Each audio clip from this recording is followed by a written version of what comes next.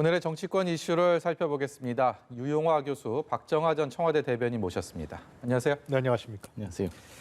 오늘 오전만 해도 정치권 가장 큰 이슈는 뭐니 해도 이낙연 민주당 의원의 코로나19 검사 결과였습니다. 다행스럽게 음성 판정이 나오긴 했는데 이걸로 정치권이 코로나19에 대한 공포가 끝난 게 아니고 지금 계속해서 의원들, 정치인들의 확진 사례들도 나오고 있고 실제로 또 그런 우려들, 확진될 거라는 우려들도 퍼지고 있습니다. 지금 국정에도 여러 가지 영향을 미칠 수밖에 없다라는 우려들이 나오고 있는데 어떻게 보고 계십니까? 실제로 영국의 그 보리스 존슨 총리인가요? 그분은 그 중환자실에까지 갔었잖아요. 예. 지난 4월인가에 한창 영국에서 코로나19가 득세할 때 캐나다 총리도 자가격리를 당했던 걸로 제가 기억하는데 세계 각국의 지도자들이 그런 사례가 있습니다. 네. 근데 우리 한국 같은 경우는 이제 대구에서 그게 상당히 크게 번지다가 그다음에 잡았다가 다시 수도권에서 지금 번지니까 네. 이것이 결국은 여의도 정치권으로 확산되는 것 같아요. 뭐 조심하는 수밖에 더 다른 방안이 있겠습니까? 네, 이제 백신이 개발 안 된 상황인데 예. 결국은 이 코로나19 앞에서 누구나 다 동일한 겁니다. 네. 코로나19는 누구나 걸릴 수 있는 것 같아요. 감염이 높기 때문에. 그래서 거리두기라든가 정치권도 마찬가지로 언택트 정치가 이제는 갈 수밖에 없는 이것이 제가 보기에는 단기가 아니라 상당히 장기적으로 할 것 같아요. 물론 내년 초에 백신이 대량 개발될 거다. 뭐 중국이나 영국이나 미국에서 얘기하고 있지만 예. 확실하게 그것이 검증되기 위해서는 내년 말까지 간다라는 얘기가 정설인 것 같아요. 그런 거 봤을 때는 이제 정치권도 이런 코로나19 사태에 대해서 어떻게 정치 활동을 펴나갈 것인지 그거에 대한 고민을 할 수밖에 없는 이게 소통인데 정치는 네. 이게 어떻게 할 것인가를 고민할 수밖에 없을 것 같습니다. 지금 현상에 대해서 전반적인 진단을 해주셨는데 문제는 이것이 또 정쟁의 소재로 또 확산되고 있습니다. 민주당과 통합당 사이에서 이 재확산에 대한 책임이 과연 어디에 있느냐 이거긴 논란이 커지고 있거든요. 이 현재의 상황은 어떻게 진단하고 계십니까? 교수님이 이제 장기적으로 다 단기적으로 말씀을 드리면 이제 두 가지죠. 하나는 그 민주당이 29일 날 전당대회를 앞두고 이제 이낙연 의원뿐만 아니라 네. 어제 그 대표 경선에 나왔던 박주민, 김부겸 이 후보들까지도 다 같이 방송을 하는 바람에 이제 자가 격리 중인 상황이고 일정을 다 취소해서 네. 그런 상황이고 또 하나는 좀 아까 말씀 주신 것처럼 사실은 이게 이상한 방향으로 튀어서 네. 코로나 확산이 된 게 수도권에서 이렇게 엄청나게 코로나가 확산이 된 게 과연 누구 탓이냐 이 탓 공방으로 좀 가고 있어요. 민주당에서는 지난 15일 광복절에 이제 광화문 그 집회를 기점으로 해서 전광훈 목사 등을 비롯한 보수 단체들 여기에 통합당이 그 잠재적으로 책임이 있다 이렇게 해서 이제 굉장히 공세를 하면서 몰아붙이고 있고 통합당은 아니 이게 정부 탓이지 왜 우리 탓을 하느냐. 우리는 전광훈 목사하고도 관계가 없고 8.15 광복절에 광화문 집회하고도 직접적인 관계가 없다라고 원내대표, 대변인 등등 좀 계속 얘기를 하고 있습니다. 근데 뭐 재밌는 거는 오늘 제가 이제 오면서 석간의 경제지 어느 경제지를 봤더니 관련 기사의 제목을 이렇게 달아놨어요. 그게 중요합니까? 이게 누구 탓하고 누구 책임이라고 얘기하는 게 중요합니까? 그렇지 않고 일단은 국민들이 힘을 합쳐서 이 난국을 극복해가는 게 중요하다라는 식으로 이제 기사를 쓰고 제목을 그게 중요합니까 붙였더라고요. 저도 오늘 여야 누구든 이런 서로 탓하지 말고 국민 힘을 모아서 어쨌든 이 고비를 넘어가는 게 중요하다라는 말씀 드리고 싶습니다.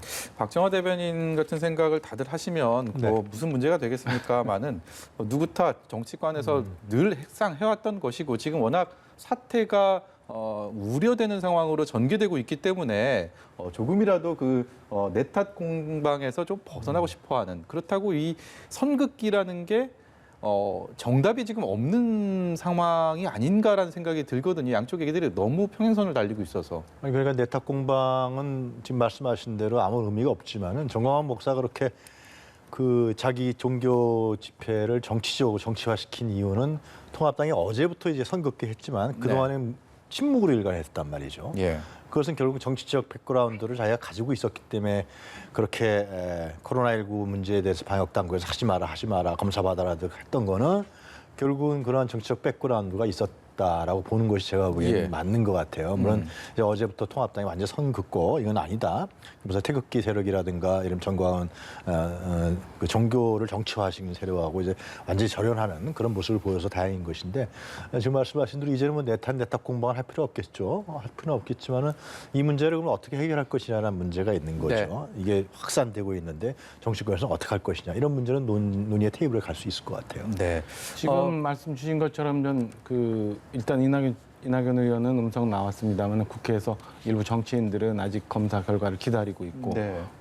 전직 의원입니다만은 광복절 집회에 참여했던 차명진 의원 같은 경우는 양성 판정 받아서 네. 이 공방은 점점 커지고 있어요. 물론 교수님 말씀 주신 것처럼 8.15 집회가 지금 수도권에 코로나가 확산되는데 결정적인 역할을 했다라고도 얘기할 수 있는데 그 이전 상황을 한번 돌아보면 과연 그것만 탓할 수 있느냐라는 문제도 있어요. 그러니까 6월 달부터 사실은 정은경 질병본부장 보면은 굉장히 조심해야 된다. 아직도 이게 확산될 수 있다. 그다음에 추석을 앞둔 가을 가면 더 확산될 수 있다. 이런 경고를 계속 보내왔는데 이게 뭐 경제가 너무 어려워서 그랬는지는 잘 모르겠습니다만 네. 어쨌든 우리 며칠 전에 대체 공휴일도 한번 지냈지요. 그다음에 뭐 외식 쿠폰 발행했죠. 그래서 이 코로나를 극복하는 이게 경각심 내지는 방제보다는 예. 지역 경제 활성화 내지는 뭐 이런 것에 좀 더 정부가 방점을 두면서 좀 느슨하게 갔던 건 아닌가. 국민에게 그래서 잘못된 사인을 줬던 건 아닌가. 이런 것도 한번 다 점검을 해볼 필요는 있다고 봅니다. 네. 오늘 코로나19 사태가 워낙 큰 뉴스를 장식하면서 조금 빛이 발하긴 했는데 상당히 정치권에서도 의미 있는 오늘 메시지가 나왔습니다. 김종인 통합당 비대위원장 얘기인데요. 취임 이후 처음으로 광주를 찾았고요. 그리고 제1야당 대표 보수 성향 대표로는 처음으로 그 묘역에서 무릎을 꿇고 이렇게 그런 모습들, 5.18 영혼들에게 또 영령들에게 사과하는 모습들 좀 신선한 충격, 감동을 줬다라는 평가가 좀 많은 것 같습니다. 어떻게 보셨습니까? 저는 오늘 김정희 위원장이 무릎 꿇고 광주묘역에서 사과하는 모습을 보면서 과거에 서독의 빌리 브란트 총리가 네. 취임되자마자 폴란드를 찾아가서 유대인 묘역에 가서 무릎을 꿇습니다. 그런 것도 좀 연상이 되던데 독일 유학을 하셔서 그런지 하여튼간에. 네. 근데 이 미래통합당이 전신의 뭐 자유한국당, 이 새누리당이 이제 받아들이지 못했던, 수용하지 못했던 부분이 저는 세 가지가 있었다고 생각해요. 하나는 5.18입니다. 5.18 광주민주화운동을 수용하지 못했던 것이고, 두 번째로는 이 한국의 30년 동안 이루어졌던 민주화 투쟁 문제, 예. 87년 항쟁이라든가 그리고 지난 촛불 국민혁명이라든가 이런 부분들의 민주화 투쟁을 통해서 우리 민주주의가 만들어졌다는 부분에서 잘 수용을 못했던 게 사실이죠. 네. 세 번째는 결국 남북 교류에 대한 문제예요. 이것을 반북 정서라든가 이런 걸 통해서 남북 교류를 통해서 한반도의 평화가 간다는 부분들을 받아들이지 못했는데 예. 김정희 위원장이 첫 번째로 5.18 민주화 운동을 확실하게 수용하는 이런 자세를 보여준 것이죠. 상당히 전향적인 것이고요. 그렇기 때문에 이제 이 호남의 어떤 그런 호남의 지역주의를 저항적 지역주의라 그러는데 이런 부분들이 상당히 약화될 수 있는 가능성이 있는 거죠.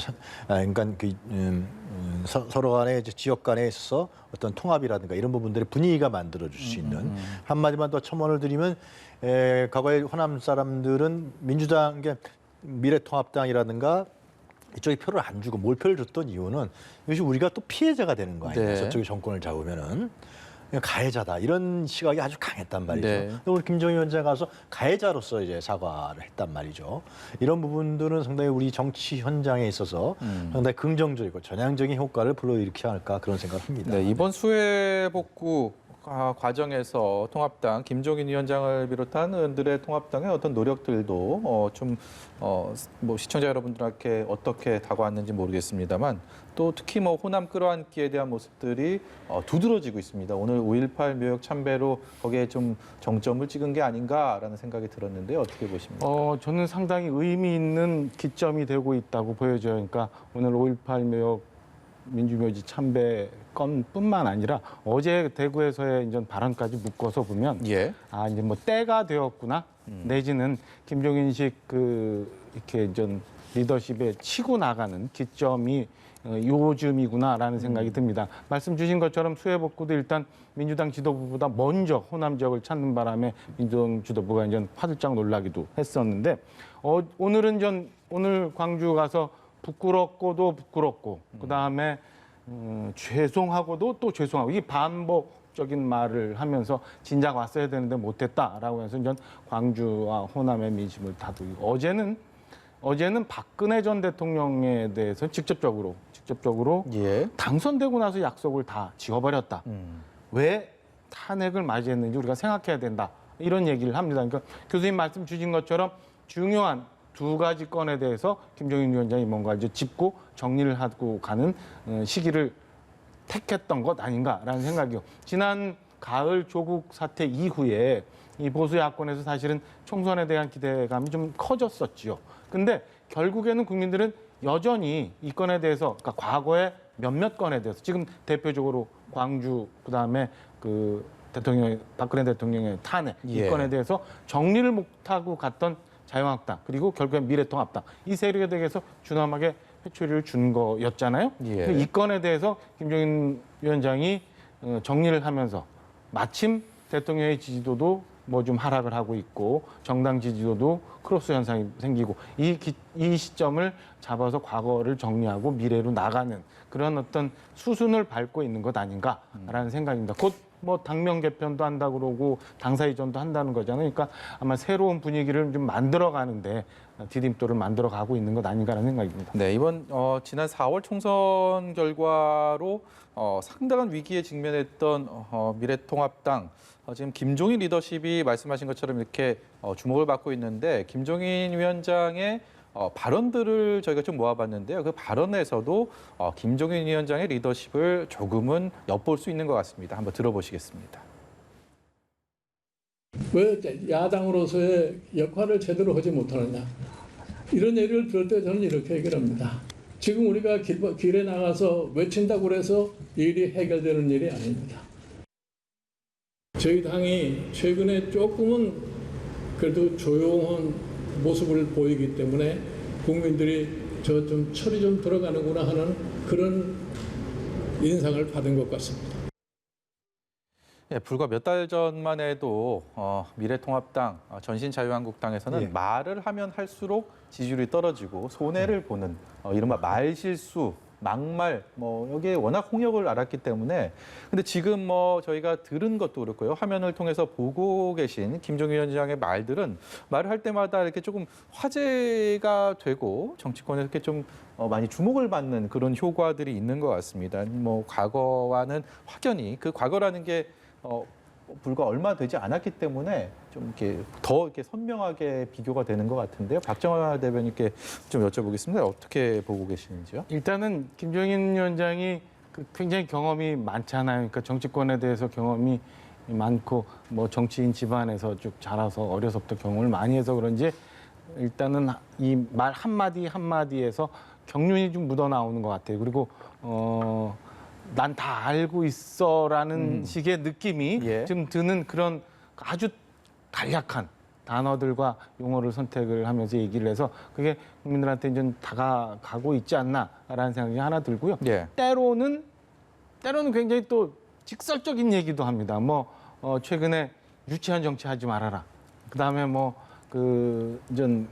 김원훈 광복회장 연설과 관련한 논란에 대해서 정상적이지 않은 것 같아 보인다. 이런 얘기까지도 막 하면서 하는 게 이 여권의 이재명 지사는 사이다. 그다음에 이낙연 의원은 고구마 이런 화법이라고 예. 하는 거에 비하면 양쪽을 다 섞어서 하면서 은근하게 뭔가 이게 감각적으로 국민에게 다가가는 예. 그런 단어들과 그런 화법을 좀 쓰고 있는 것 같아요. 그래서 예. 그것들이 이제 답답한 야권 지지자 국민들한테 그동안 이 막말에 식상했던 그 야권 지지자들한테 좀 많이 다가가고 호소력이 좀 있는 것 아닌가라고 저는 평가하고 싶습니다. 네, 또 지난 이틀 동안 정치권의 또 다른 관심사가 청와대에서 여야 사령탑을 대표를 만나자라고 제안을 했는데 제1야당에서는 통합당에서는 거절을 했고 그 이후에 대해서 서로 핑퐁 게임처럼 오가는 지금 과연 영수회담 1대1로 성사가 되느냐 아니면 1대2로 되느냐 그리고 또 의제는 무엇으로 할 것이냐를 놓고 이른바 밀고 당기가 진행되고 있습니다. 그 여야 영수회담 청와대에서 받지 않을까 좀 싶습니다.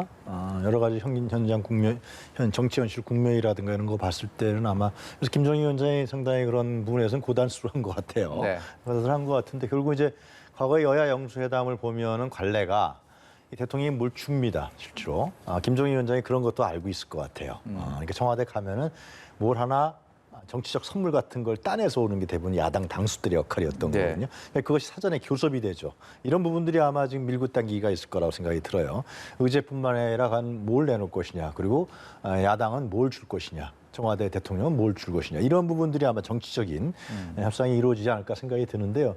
하여튼 그러나 저러나 하여튼 간에 지금 이러한 국난 문제라든가 여러 가지 어려운 상황에서 야당의 야당의 대표죠. 대표를 대통령과 함께 하면서 국가적인 과제를 논의하고 협력하고 해결해 가려는 노력을 보인다는 것은 이것은 고무적인 것이고 양쪽 다 여나 야나 결국 불리한 국면이 안 되는 것이죠. 그래서 네. 저는 이루어졌으면 좋겠다라는 생각이 들고요. 이거 형식이나 이런 거에 구애받지 않고요. 근데 단지 이제 김정인 위원장이 선거로 선출된 권력은 아니란 말이에요. 비대위 권력이란 말이죠. 그래서 저는 물론 이제 광주 가서 우리의 지금 현재 민주화 과정이라는 것이 피와 희생의 속에서 만들어진 걸 인정한 것이고 예. 또 대구에 가서도 탄핵이라는가 이러한 권위주의적 이런 부분에 대해서 질타한 것인데 예. 그에 대한 지속성의 문제가 되겠죠. 결국은 과연 이 지속성이 유지될 것이냐 아니면 많이 잠복해 있거든요. 솔직히 지금 통합당 내에는 여러 가지 권력들이 잠복해 있단 말이죠. 예. 근데 이제 그것을 비대위 체계라는 김정인이라는 카리스마를 갖고 가는 것인데 그것이 이제 올해 말에 가서 내년 초에 가서 대권 이 경쟁이 확실히 드러날 경우 야당의 대권 후보들도 가능성이 있는 거 아니야? 이렇게 생각할 거 아니에요? 지금 막 지지율이 나오고 그러니까요. 예. 그럴 때는 그 대권 권력 투쟁이 심하게 아주 붙을 텐데 거기서 이제 김정희 위원장이 어떤 스탠스를 취할 것이냐 이런 부분들은 아마 국민들 입장에서 좀 더 지켜봐야 되는 거 아니냐 이러한 생각도 갖고 있을 것 같습니다. 전형적으로 바뀌는 네. 측면에서는 반가워하겠지만 예. 네. 박정화 대변인 말씀도 듣고 싶은데요. 저희가 시간 관계상 영수회담 관련된 얘기는 저 잠시 후에 또 여야 의원들이 네. 나와서 또 칼을 갈고 나오셨습니다. 직접 좀 들어보도록 하겠습니다. 오늘 말씀 여기까지 듣도록 하겠습니다. 지금까지 유용하 교수, 박정화 전 청와대 대변인이었습니다. 고맙습니다.